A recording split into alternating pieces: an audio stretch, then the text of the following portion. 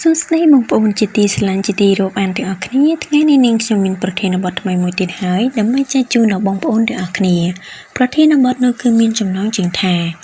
បុរសគួរដឹងអ្វីខ្លះពីសុខភាពរបស់ខ្លួនមុននឹងយើងចូលដល់អត្ថន័យក្នុងប្រធានបទនេះសូមបងប្អូនទាំងអស់គ្នាកុំភ្លេចចុច Like Subscribe និងសញ្ញារូបកណ្ដឹងដើម្បីទទួលបានវីដេអូថ្មីៗបន្ថែមទៀតពី Channel YouTube របស់យើងខ្ញុំរូបរាងកាយរបស់បុរសហាក់ដូចជាមានភាពរឹងមាំជាងស្ត្រីបើមើលពីរូបរាងខាងក្រៅទៅប៉ុន្តែប្រសិនបើសម្លឹងមើលឲ្យដិតដល់ទៅហើយនិយាយពីសុខភាពវិញគឺថាបុរសហាក់ដូចជាមានភាពប្រងើយកន្តើយច្រើនជាងមិត្តនារីទៅវិញមិនដឹងថាមកពីមូលហេតុអ្វីដែរប៉ុន្តែពួកគេកម្រនឹងទៅរកពិគ្រោះឬជួបជាមួយនឹងគ្រូពេទ្យជំនាញណាស់ស្របពេលដែលបែបផែនការនៃការរស់នៅរបស់ពួកគេ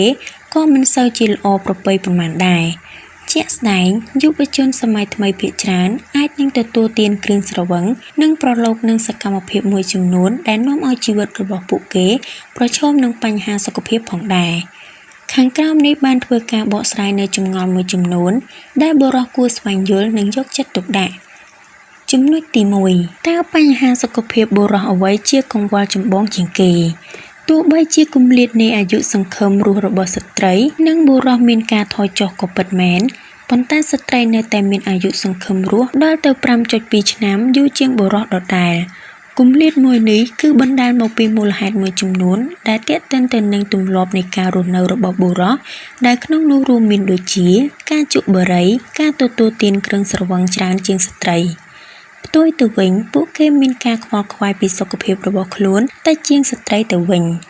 ម្យ៉ាងវិញទៀតក៏មានបញ្ហាសុខភាពមួយចំនួនដែលកើតមានចំពោះតែបុរសផងដែរដូចជាជំងឺមហារីកប្រូស្តាតជំងឺមហារីកពងស្វាកម្រិតតេស្តូតេរ៉ូនជាដើមបុរសខ្លះទៀតក៏មានការមមាញឹកនិងការងារច្រើនជាហេតុបង្កឲ្យមានបញ្ហា stress ជាបន្តបន្ទាប់ចំណុចទី2ហេតុអ្វីបានជាបុរសមានអាយុសង្ឃឹមរស់ខ្លីជាងស្ត្រីបុរសតែងប្រឈមនឹងបញ្ហាសុខភាពមួយចំនួនពេលដែលឈានចូលវ័យចំណាស់ហើយស្ត្រីក៏ដូចគ្នាដែរប៉ុន្តែការស្រាវជ្រាវកន្លងមកបានបង្ហាញថាបុរសងាយប្រឈមនឹងជំងឺច្រើនយ៉ាងនៅវ័យក្មេងច្រើនជាងស្ត្រីមូលហេតុពីក្រោយការពិតនេះអាចមកពីកត្តាអរម៉ូនដំណពូជនិងទម្លាប់នៃការមិនសូវគិតគូរដល់ការថែទាំសុខភាពរបស់ខ្លួនលើសពីនេះទៅទៀតបុរសចំណាយតិចទៅលើការថែទាំសុខភាពបុរសទៅកាន់មជ្ឈមណ្ឌលសុខភាពឬមន្ទីរពេទ្យដើម្បីបង្ការសុខភាពមិនញឹកញាប់ដូចស្ត្រីបុរសបម្រើការងារផ្នែកដែលប្រឈមនឹងគ្រោះថ្នាក់ជាងស្ត្រីដូចជាផ្នែកដោះមីនផ្នែកពន្លត់អគ្គិភ័យនិងផ្នែកសំណង់របៀបរស់នៅប្រចាំថ្ងៃមិនអំណោយផលដល់សុខភាពហើយក៏មានការប្រឈមខ្ពស់នឹងហានិភ័យជាពិសេសក្នុងវ័យជំទង់ចំណុចទី3តើបុរសគួរធ្វើបែបណាទើបឲ្យខ្លួនមានសុខភាពរឹងមាំនិងចាកឆ្ងាយពីជំងឺផងទាំងពួងបុរសពេលដែលចាប់ផ្ដើមចម្រើនវ័យចាំបាច់ត្រូវមានការប្រឹងប្រែងបន្ថែមដើម្បីធានាបានសុខភាពរឹងមាំល្អពួកគេចាំបាច់ត្រូវយកចិត្តទុកដាក់លើរបបអាហារដែលត្រូវទទួលទានការធ្វើលំហាត់ប្រាណនិងការជួបពិគ្រោះជាមួយនឹងវេជ្ជបណ្ឌិតជំនាញឲ្យបានទៀងទាត់ម្យ៉ាងវិញទៀតត្រូវចងចាំថារបៀបរស់នៅដែលមានរបៀបរៀបរយនិងជាដើមទងនៃសុខភាពរឹងមាំហើយក៏ជាវិធីសាស្ត្រដ៏ល្អបំផុតក្នុងការកាត់បន្ថយការប្រឈមនិងការវិវត្តជាបញ្ហាសុខភាពផ្សេងៗហេតុនេះហើយបុរសគួរតែចំណុចកធ្វើជាអ្នកទំនុកបម្រុងសុខភាពរបស់ខ្លួនឯងផ្ទាល់ចំណុចខបង្រៀនខ្លួនឯងអំពីរបៀបរស់នៅដែលត្រឹមត្រូវចំណុចកទទួលទានរបបអាហារដែលទ្រទ្រង់សុខភាពចំណុចខរស់នៅដោយធ្វើជាមនុស្សម្នាក់ដែលសកម្មចំណុចងរក្សាទម្ងន់ឲ្យបានស្ថិតក្នុងកម្រិតមួយដែលមើលទៅជាមនុស្សដែលមានសុខភាពល្អចំណុចចពិនិត្យសុខភាពឲ្យបានទៀងទាត់ចំណុចឆចាក់វ៉ាក់សាំងដែលចាំបាច់ចំណុចចគ្រប់គ្រងស្ត្រេសចំណុចឆស្វែងយល់ពីប្រវត្តិជំងឺរបស់សមាជិកគ្រួសារចំណុចញជៀសវាងការជក់បារីនិងចំណុចដទទួលទានគ្រឿងស្រវឹងក្នុងកម្រិតមិនហួសហេតុពេកចំណុចទី4តើមានការពិនិត្យសុខភាពអ្វីខ្លះដែលបុរសអាចធ្វើបានដោយមិនចាំបាច់ទៅជួបជាមួយគ្រូពេទ្យ ជាទូទៅបុគ្គលម្នាក់ៗគួរតែធ្វើការពិនិត្យសុខភាពរបស់ខ្លួនជាមួយនឹងវេជ្ជបណ្ឌិតជំនាញដើម្បីឲ្យសុខភាពកាន់តែរឹងមាំនិងកាត់បន្ថយហានិភ័យនៃការស្លាប់